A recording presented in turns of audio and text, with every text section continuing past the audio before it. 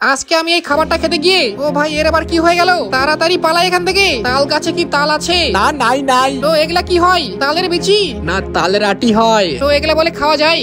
এত শক্ত তালের বিচি মাটি ফুটা হয়ে ঢুকে গেল। আরে হ্যাঁ পাগল, এরকমই শক্ত হয়। চল আমার সঙ্গে আয়, ভালো একটা বুদ্ধি পেয়েছি। এই রাস্তার মধ্যে গিয়ে তালের বিচি গুলো ভালো করে কেটে নেই। এর ভেতরে শ্বাসটা খেলে বলে মাথার বুদ্ধি বেশি হয়। তাই আজকে আমি খাবো গাইস। হ্যাঁ এবার ঠিক হয়েছে। তোকে বললাম দূরে গিয়ে বস। গাইস এগুলো এখন রান্না করে খেতে হবে। তারা তো রান্না করা বের করবো। এখনই গপ গপ করে একটা মেরে দেই, ওই বুঝতেই পারবে না। আরে তুই যে এত রাক্ষস, তোকে বললাম এগুলো রান্না করে খেতে হয়। সরি ভুল হয়েছে। দেখ দেখি হয়েছে, দেখ খাইয়ে দেখি। এই দ্বারা তোকে আমি বললাম দেখার জন্যে, তোকে খাতে বলিনি। ভালো করে এখন এগুলো ফ্রাই করে নিয়ে তারপরে আমি খাবো। আরে দাঁড়া, খাবি তো?